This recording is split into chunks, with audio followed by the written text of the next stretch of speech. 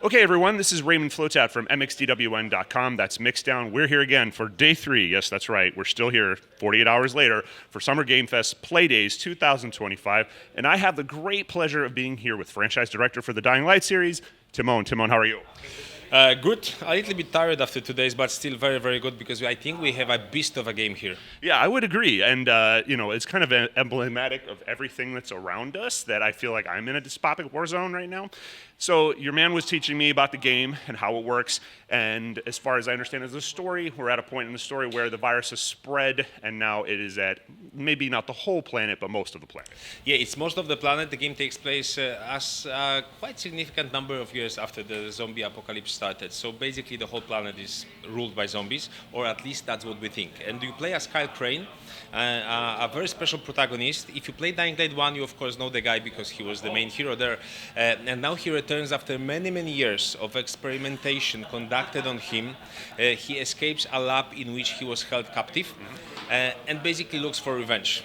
He's the badass that basically needs to get his revenge if someone wronged him. So he's trying to do that in a new open world region called Castor Woods. Very different to everything that we have done so far. Lots of nature, lots of very, very beautiful vistas. Yes. But like every location has lots of zombies in it and lots of baronsmen as well. So it's a very tough survival horror game. Now, this is my understanding, at least as far as what I've experienced, is a little bit more on the open world side than a complete linear narrative, correct? Absolutely. So this is a proper open world game. You basically are free to go and explore whatever you want. And actually, this was always like a mantra for Dying Light series.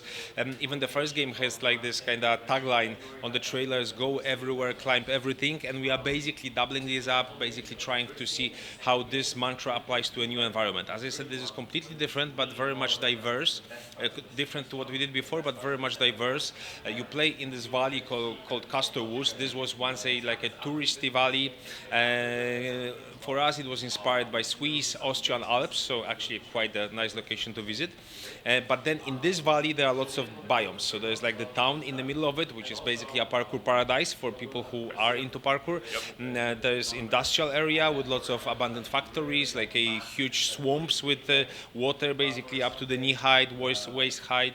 There's national park with lots of kind of hiking trails lost in the mountains. There are farmlands, a lot of very cool things to discover, find, and basically try to survive in those locations. So are you familiar with the game Days Gone? You ever played that? Absolutely. Yeah. So I wager this is very, very different in the respect that in that game you would get stuck in hordes of hundreds, and you'd have to try to find a way to mow down hundreds. It feels like in this one that would be inadvisable, and most likely you're never going to be in that position. You're probably running more. Absolutely. So I think what the difference between those two games and like what we are trying to achieve is like I think there are two things. The first thing is that we are trying to create a game which is basically a game kind of very direct, very in your face, very up close and personal. So we're not using hordes of zombies to get the sense of threat. We are using just one zombie who's scary enough, who's kind of dangerous enough, who's kind of who tries to get your brain enough that even if you see one guy, you basically start thinking, okay, should I go there? Maybe I just basically should avoid that place because no one knows how this will end up, how I will end up if I go into that encounter. And the other thing is,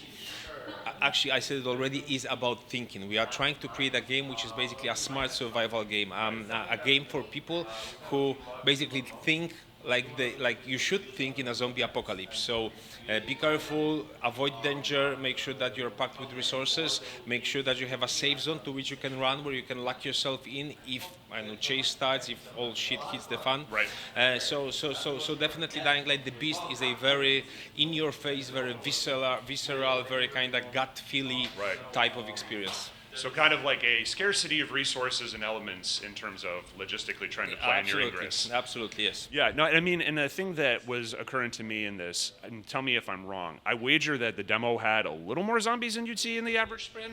I actually not. Oh, okay, so they're that prevalent.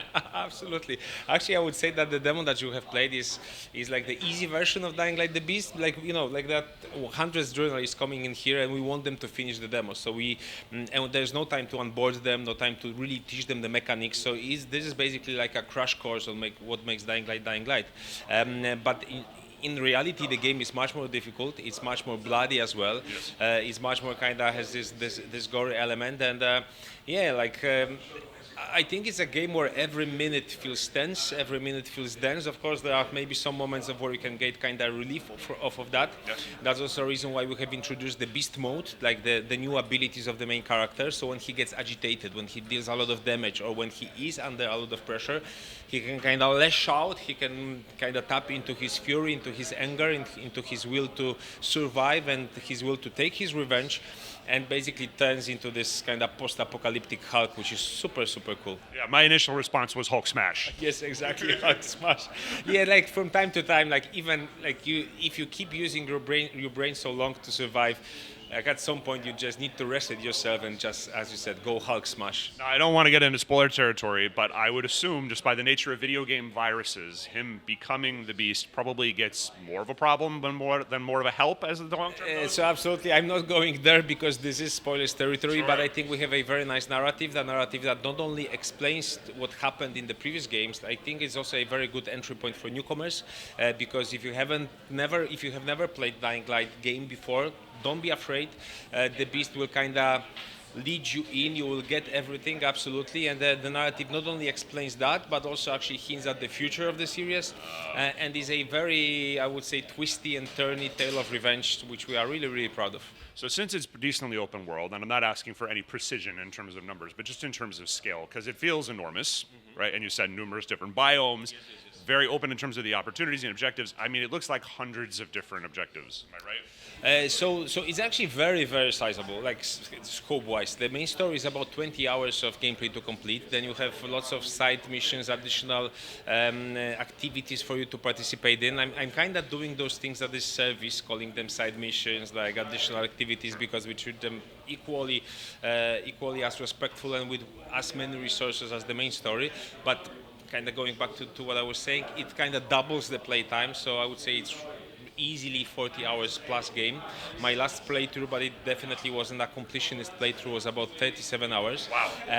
But I think what's more important is not only how vast the open world is, how varied it is, but also how kind of high fidelity every square inch of the map feels. We really pride ourselves with the Beast that the map is entirely handcrafted. So basically there were real people, real artists going through every interior, every building, trying to add those little details that increase the immersion and actually make you feel like you are in a real place. Now, I will embarrass myself as my final question here. I know that's a great way to end the interviews, by embarrassing myself, but being an incredibly afraid of heights person, and we are going through a part where we're vaulting up a silo, I guess, I don't know what it was, and then, kind of jumping and parkouring across the pipes. I could feel it in every inch of my body, right? Like, this is obviously a good sign, right? Because I was quite scared.